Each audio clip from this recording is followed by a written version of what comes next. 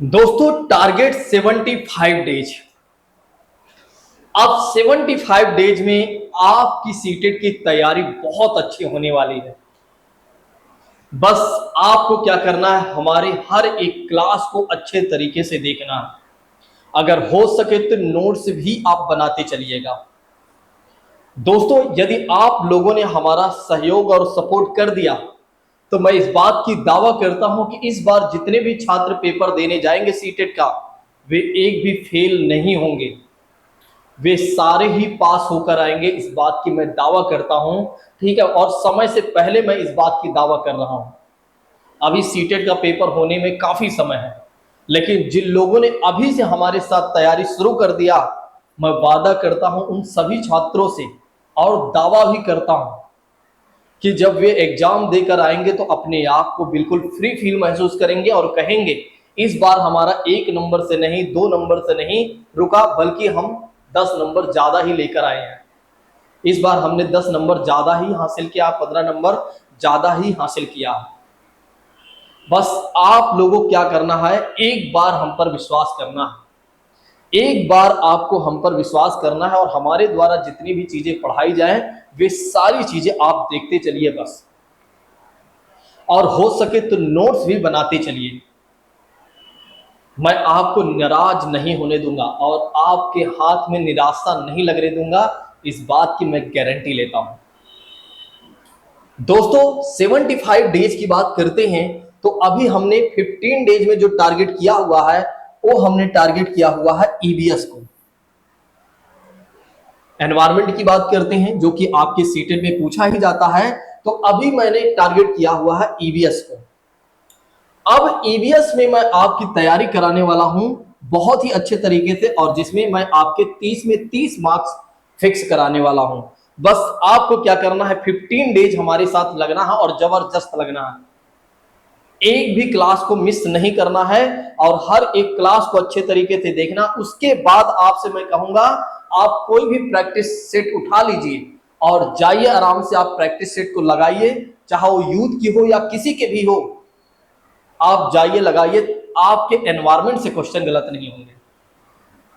दूसरी बात मैं आपसे करता हूं कि अगर हो सके तो आप नोट्स भी बनाइएगा, जो कि हमने पहले ही बता दिया है। अब आपको नो कंप्रोमाइज पर चलना है, मतलब किसी भी तरह से अपने साथ कोई समझौता नहीं करना है और किसी भी विषय के साथ कोई समझौता नहीं करना है। ये नहीं कि आप समझौता कर लें कि चलो कोई बात नहीं है, ईवीएस में कम आएंगे, सीडीपी में कम आएंगे और किसी सब्जेक्ट में ज्यादा आ जाएंगे। नहीं, नो कंप्रोमाइज पर काम करना है, क्योंकि अभी क्या है, आपके पास बहुत ज्यादा समय है और बहुत अच्छा समय है तैयारी का यही, जब आपका माइंड बिल्कुल फ्री हो और तब आप अपनी तैयारी शुरू करिए, ताकि जब एग्जाम देना हो और एग्जाम के पहले आपके मन में किसी भी तरह से या माइंड में किसी भी तरह के कोई प्रेशर ना हो। देखो बहुत सारे छात्र क्या करते हैं कि जब एग्जाम आता है बिल्कुल नजदीक, जब मतलब फॉर्म आ जाता है, फॉर्म को भरने के बाद भी तैयारी करते हैं, तो मेंटली रूप से बहुत ज्यादा परेशान होते हैं, क्योंकि सिलेबस काफी वास्ट होता है और जिसको कवर कर पाना काफी कठिन हो जाता है, और जिसके वजह से क्या होता है, डीमोटिवेशन भी उनके अंदर आ जाता है। आप अभी आराम से एक एक चीजों को पढ़ते चलिए, जैसा मैं पढ़ा रहा हूं बस आप एक एक विषय को पढ़ते चलिए और रिवीजन करते चलिए मल्टीपल टाइम्स। ध्यान रखिएगा, आपको जितना मैं पढ़ाऊं उसको मल्टीपल टाइम्स रिवीजन करना है। बस ये नहीं कि एक बार आपने पढ़ लिया अब उसके बाद तभी आपका खुलेगा, जब मतलब एक तरह से नोट्स खुलेगी जब आपकी दूसरी वीडियो आपको जब मिल रही है तब आप नोट्स को ओपन कर रहे हैं। एक गलत बात होगी। अगर आप ऐसा करते हैं तो इसके लिए आप स्वयं रिस्पॉन्सिबल हैं, इसके लिए आप स्वयं जिम्मेदार हैं। तो दोस्तों ऐसा काम आपको नहीं करना है। आइए अब प्रारंभ करते हैं, बिना किसी और बात की चर्चा करते हुए सीधा आते हैं अपने टॉपिक पर। जैसा कि बात करते हैं हम ये समझने वाले हैं सबसे पहले कि सजीव किसे कहा जाता है, यानी कि लिविंग थिंग्स और नॉन लिविंग थिंग्स के बारे में तो आपने सुना ही होगा। बचपन में आपको मैडम ने भी बताया होगा और आपके घर वालों ने भी बताया होगा। घर वालों की बात करते हैं तो घर वाले ज्यादातर हिंदी में समझते थे, तो घर वाले कहते थे सजीव इन्हें कहा गया है। और जब स्कूल में आप जाते थे या जब हम स्कूल में जाते थे तो वहाँ मास्टर या मैडम हमारी कहते थे ये लिविंग थिंग्स है, ये नॉन लिविंग थिंग्स है। जो बचपन की बातें थी ना, जब वहां जो पढ़ाया गया था वही आज भी पढ़ाया जा रहा है और वही भविष्य में भी पढ़ाया जाएगा। जो पहले पढ़ाया गया था वो भी सही था, आज भी सही है, भविष्य में भी वही चीजें सही भी रहेंगी। तो सजीव किसे कहा जाता है? अगर आप लोगों को पता हो तो जल्दी से कमेंट बॉक्स में बताइए। चलिए मैं बताता हूं आपको। सजीव उन्हें कहा जाता है या ऐसी वस्तुओं को कहा जाता है या ऐसे जीव जंतुओं पेड़ पौधों को कहा जाता है जिनमें जीवन पाया जाता है, उन्हें क्या कहा जाता है? सजीव कहा जाता है। तो ऐसे जीव जंतु पशु पक्षी प्राणी या पेड़ पौधों की बात करते हैं जिनमें जीवन पाया जाता है, उसे क्या कहा जाता है? सजीव कहा जाता है, यानी कि लिविंग थिंग्स कहा जाता है। और निर्जीव किसे कहा जाता है? जिनमें जीवन नहीं पाया जाता है, उन्हें क्या कहा जाता है? निर्जीव कहा जाता है, यानी कि नॉन लिविंग थिंग्स कहा जाता है। आइए एक बार समझते हैं कि हमने क्या पहले से मेंशन किया हुआ है। एक बार हम अपनी एग्जैक्ट परिभाषा को देखते हैं। जैसा कि बात करते हैं भोजन करना, सांस लेना, वृद्धि करना और अपने समान संतान उत्पन्न करना आदि, इन सभी में जीवन है। इन सभी में क्या है? जीवन है। और इसलिए इन्हें क्या कहा जाएगा? इसलिए इन्हें कहा जाएगा सजीव कहा जाएगा। तो ध्यान रखिएगा, सजीव किसे कहा जाता है? तो भोजन करना, या किन्हें सजीव कहा जाता है? तो भोजन करना, सांस लेना, वृद्धि करना और अपने समान संतान उत्पन्न करना आदि, इन सभी में क्या है? जीवन है। तो इसलिए इन्हें क्या कहा जा रहा है? सजीव कहा जा रहा है। क्या कहा जा रहा है? सजीव कहा जा रहा है। या इन्हें क्या कहा जाता है? तो सजीव कहा जाता है, लिविंग थिंग्स कहा जाता है। देखिए, भले ही चीजें पता है लेकिन आपको देखना जरूर है, कहीं जाइए मत। कई बार क्या होता है, आप बहुत साधारण चीजें गलत कर देते हैं एग्जाम में जाकर, बड़ी ही सिली मिस्टेक आप कर देते हैं और जिसकी वजह से 1-2 नंबर आपके कट जाते हैं। इसलिए भले ही चीजें आपको पता हो लेकिन आप सारी चीजों को अच्छे तरीके से देखिए, आपको कुछ नया ही जानने को मिलेगा। चलिए नेक्स्ट बात करते हैं। जिनमें एक गुण नहीं होते। कौन से गुण नहीं होते हैं? जिनमें, अब कहा जा रहा है कि जिनमें एक गुण नहीं होते हैं। कौन से गुण नहीं होते हैं? तो भोजन करना और सांस लेना, वृद्धि करना और अपने समान संतान उत्पन्न करना, अर्थात जिनमें जीवन नहीं होता है, उन्हें क्या कहा जाता है? तो उन्हें निर्जीव कहा जाता है। क्या कहा जाता है उन्हें? तो उन्हें निर्जीव कहा जाता है। तो अगर आपसे कोई कहता है सजीव किसे कहा जाता है, अब सोचिए कि आप एक टीचर बनने जा रहे हैं तो बच्चों को कैसे आप समझाएंगे? सोचिए एक बार, आपने सीडीपी पढ़ा होगा, आपने बीएड बीटीसी तो किया ही होगा, तो कैसे बच्चों को समझाएंगे? एक बार फील करिए, काश मैं टीचर होता या टीचर होती, ठीक है, अगर महिला है तो सोचो एक बार कि उन चीज को इमेजिनेशन करके आप बच्चों को कैसे बताते। अगर बच्चे आपसे प्रश्न करते कि मैडम या सर आप हमें बताइए कि what is the living things, what is the non living things, सजीव क्या है, निर्जीव क्या है, या सजीव किसे कहा जाता है, निर्जीव किसे कहा जाता है, आप क्या इतना साधारण सिंपल सा जवाब दे देते? जिनमें जीवन नहीं पाया जाता है वे निर्जीव होते हैं, जिनमें जीवन पाया जाता है वो सजीव होते हैं। क्या केवल और केवल इतनी ही बातें आप बताते? अगर इतनी ही बातें आप बताते हैं तो क्या बच्चों को सारी बातें समझ में आ जाती हैं? नहीं आएगी। सिंपल सी बात है। अभी आप लोग हैं सीटेट यूपीटेट की तैयारी कर रहे हैं, अगर सोचिए कि जो आप फील करते हैं, यानी कि जो आप नहीं समझ पाते हैं, अगर मैं उसी भाषा में समझा दूं जो किताबी भाषा में, या जिसे मैं समझता हूं या जो टीचर समझते हैं उस भाषा में समझा दें, तो क्या आपको समझ में आ जाएगा? सिंपल सी बात है। इस लेवल पे आपको समझ में नहीं आएगा तो आप सोचिए कि जब बच्चे छोटे हैं तो उस लेवल पर उन्हें कैसे साधारण भाषा में समझ में आ जाएगी बातें।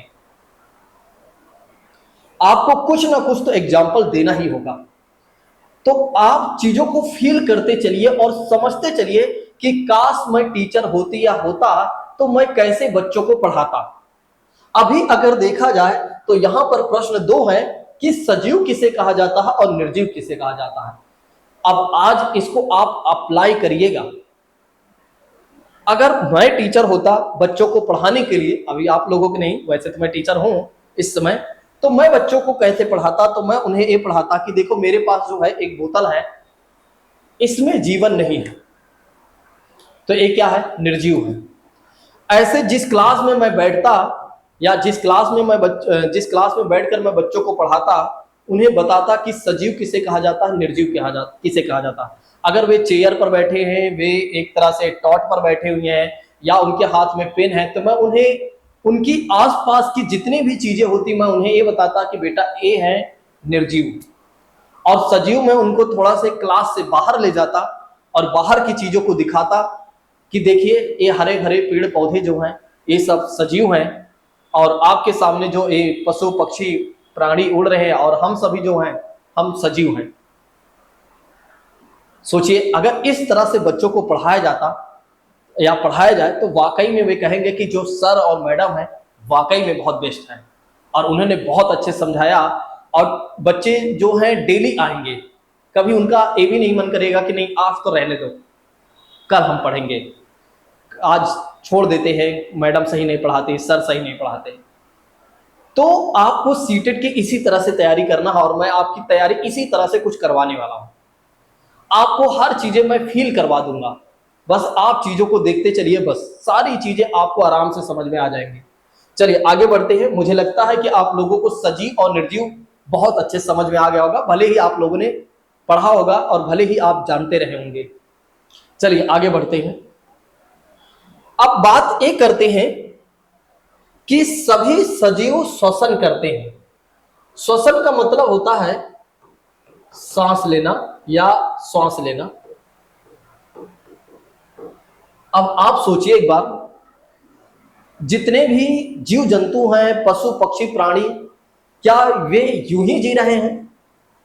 अगर वे यूं ही जी रहे होते तो फिर इसका भी तो कुछ अपना महत्व होता ना, इसे भी कहा जाता कि ये भी लिविंग थिंग्स है। एक बार आप सोचिए, कोई भी चीजें यूं ही तो नहीं जी रही, उसमें कुछ ना कुछ तो प्रोसेस चल ही रहा है, और बिना प्रोसेस के वो चीजें नहीं चलती हैं। जैसे हम लोग हैं, आप सोचिए एक बार, हम लोग जो हैं हम क्या करते हैं, ऐसे तो है नहीं, रोबोट तो है नहीं जो सीधा खड़े रहते हैं या सीधा काम करते हैं।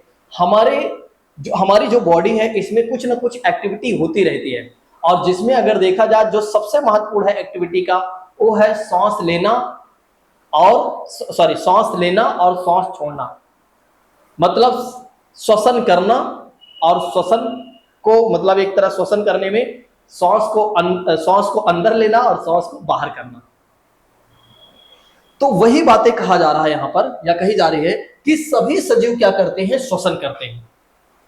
और सभी सजीव जो हैं श्वसन प्रक्रिया के द्वारा ही भोजन से क्या करते हैं, ऊर्जा प्राप्त करते हैं। भाई हम सांस लेते हैं, उसके द्वारा ही क्या करते हैं भाई, कुछ खाते हैं। सोचिए एक बार, अगर हमें कुछ खाने के लिए दिया जाए और बिना सांस के क्या आप खा लोगे? बिना मतलब सांस लिए और छोड़े बिना क्या आप किसी चीज को खा सकते हैं? खाना लेते समय भी आप क्या करते रहते हैं, सांस लेते और छोड़ते रहते हैं। और भोजन से ही क्या होता है, ऊर्जा प्राप्त होती है। किससे? भोजन से ही हमें ऊर्जा प्राप्त होती है।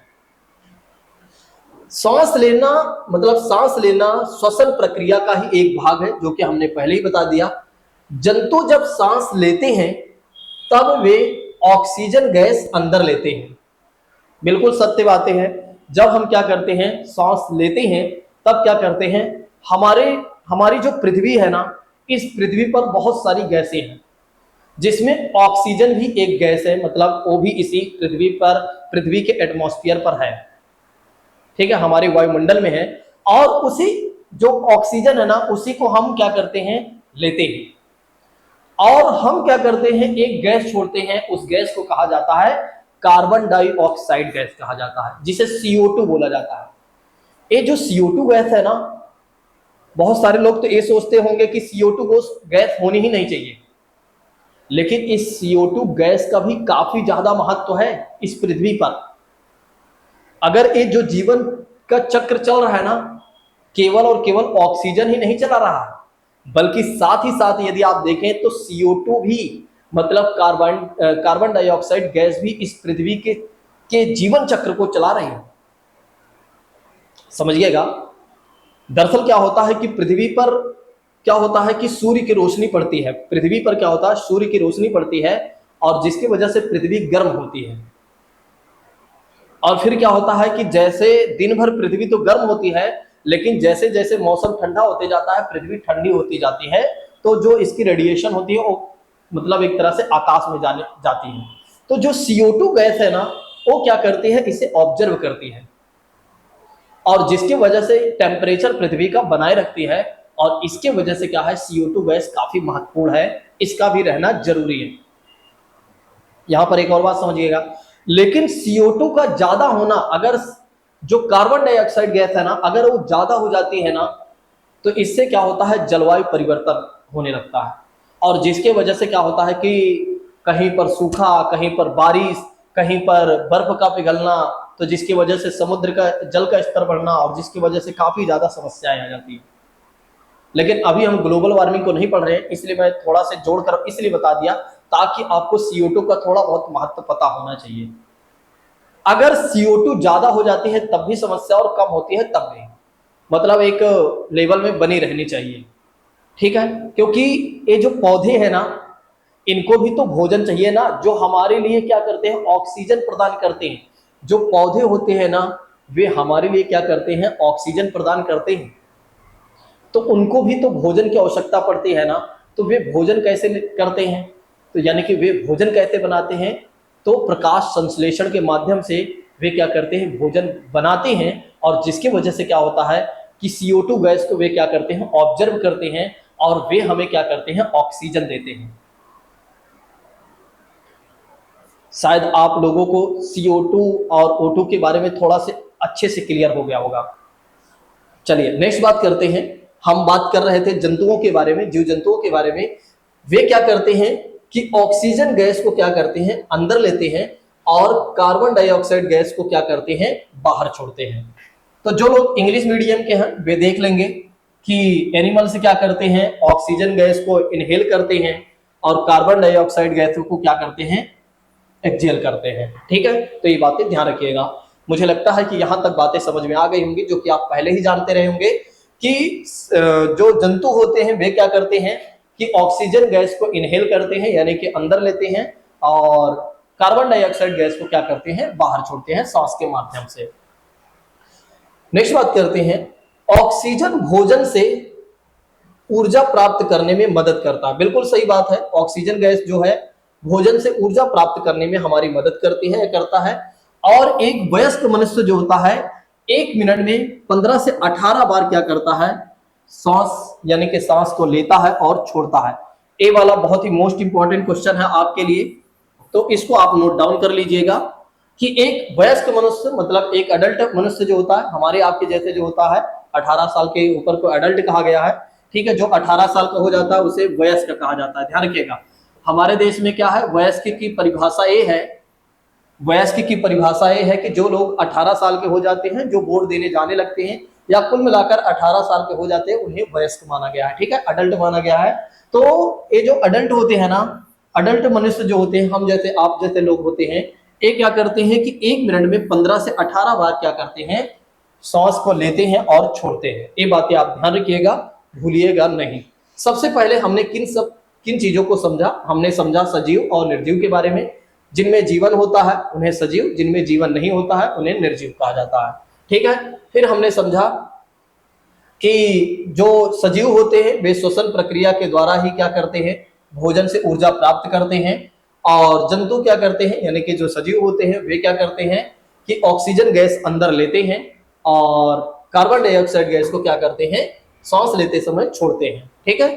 फिर उसके बाद हमने देखा कि ऑक्सीजन गैस जो है भोजन से ऊर्जा प्राप्त करने में हमारी मदद करती है या करता है, ठीक है। फिर उसके बाद हमने देखा कि एक वयस्क मनुष्य जो होता है 15 से 18 1 मिनट में क्या होता है, 15 से 18 बार क्या करता है, सांस को लेता है और छोड़ता है, ठीक है। चलिए आगे बढ़ते हैं। अब हम बात ये कर लेते हैं कि क्या हमारे जैसे ही सारे जीव जंतु सांस को लेते हैं और छोड़ते हैं? क्या हमारे जैसे की बात करते हैं, हमारे जैसे पार्ट हैं बॉडी के, क्या सभी जीव जंतुओं के एक ही जैसे पार्ट हैं जैसे हमारे हैं? तो नहीं है। सबके अलग अलग पार्ट हैं, जीव जंतु के अलग पार्ट हैं, मनुष्य के अलग पार्ट हैं, ठीक है, बॉडी स्ट्रक्चर सबका अलग अलग है। तो सभी कहीं ना कहीं सांस अलग अलग अपने अंग के पार्ट से लेते हैं, मतलब जिसके जैसे बॉडी का स्ट्रक्चर होता है उसके हिसाब से क्या होता है कि उनके श्वसन की प्रक्रिया बनाई गई है नेचर के द्वारा। तो आइए हम ये समझ लेते हैं कौन से वे जीव जंतु हैं और वे अपने किस बॉडी के पार्ट से क्या करते हैं, सांस लेते हैं और छोड़ते हैं। तो जैसा कि बात करते हैं यहाँ पर, यदि आप देखें मनुष्य जिसमें हम स्वयं आ जाते हैं, और मनुष्य के साथ साथ शेर भी हमारे जैसे ही है, और गाय की बात करते हैं, सांप की बात करते हैं, छिपकली की बात करते हैं और पक्षी। मनुष्य को तो आप जानते ही हैं, हम सभी लोग हैं। और शेर को आपने देखा होगा, इमेजिनेशन कर लीजिए।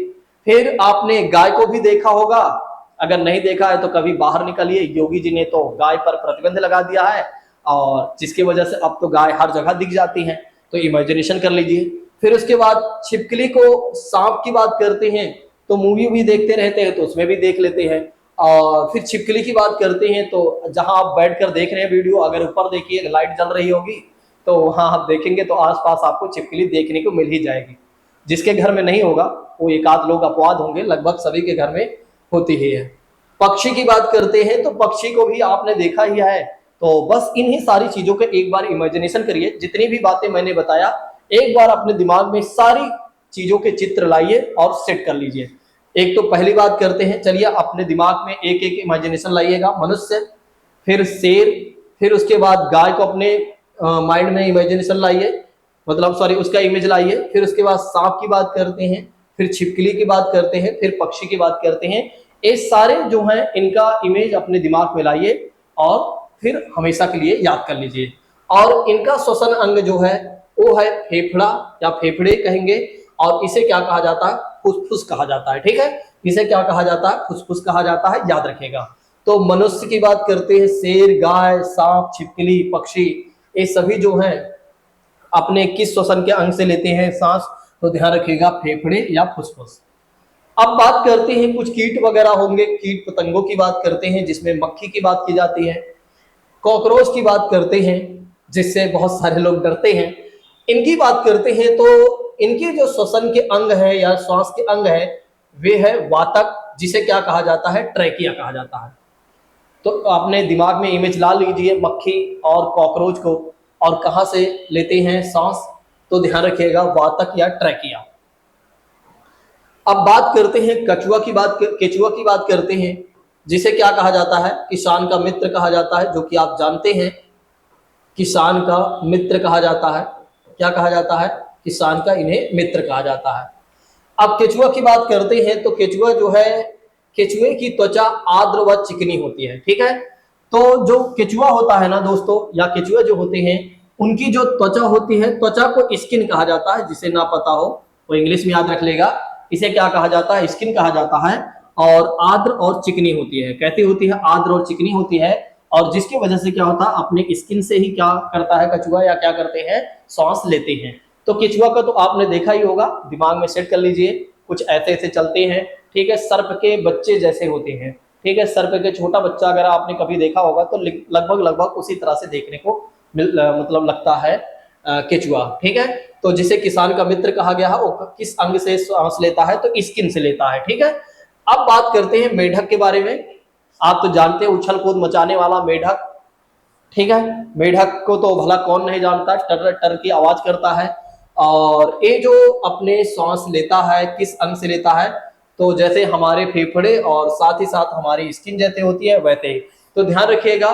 ठीक है, तो हमारा जैसे फेफड़ा, मतलब फेफड़े से ये भी लेता है जैसे हम लेते हैं, लेकिन इसके खास बात एक और भी है कि त्वचा से भी क्या करता है, एक तरह से ऑक्सीजन सांस लेता है। ठीक है, तो ध्यान रखिएगा। फेफड़े की मेढक की बात करते हैं तो मेढक जो है फेफड़े और त्वचा से क्या करता है, या क्या करते हैं, सांस लेते हैं। अब बात कर लेते हैं ऑक्टोपस से, और मछली की बात करते हैं। ऑक्टोपस की बात करते हैं और मछली की बात करते हैं। तो ये जो सांस लेते हैं वे लेते हैं गिल से, या जिसे क्या कहा जाता है, क्लोम कहा जाता है। अच्छा, कई बार हमारे एग्जाम में ना इसको ना पूछकर सीधा पूछ लेता है क्लोम क्या है। ठीक है, तो ये बातें आप जरूर ध्यान रखिएगा कि जिससे ऑक्टोपस और मछली सांस लेते हैं, उनके बॉडी का एक पार्ट है उसी को क्या कहा गया है, क्लोम कहा गया है। क्या कहा गया है, क्लोम कहा गया है। नेक्स्ट बात करते हैं, वेल की बात करते हैं, डॉल्फिन की बात करते हैं। अब इनकी क्या विशेषता है दोस्तों, तो इनकी विशेषता की बात करते हैं तो इनकी विशेषता ये है कि ये जंतु समय समय पर समुद्र से बाहर आते रहते हैं ताकि एक क्या कर सके, स्वच्छ वायु ले सके। आपने डॉल्फिन को देखा होगा, ऐसे सीधा निकलती है फिर ऐसे कूद जाती है, ठीक है। तो इसकी खास बात ये है, डॉल्फिन और व्हेल की बात करते हैं, ये ऐसे निकलते हैं समुद्र में, आपने देखा होगा। वैसे तो सही सही का बहुत ही कम लोग देखे होंगे, ठीक है, क्योंकि बहुत कम लोग बाहर घूमने वूमने जाते हैं, लेकिन कुछ लोग होते हैं जिनको ज्यादा पसंद रहता है तो वे बाहर जाते हैं घूमने, तो वे देखते रहते हैं।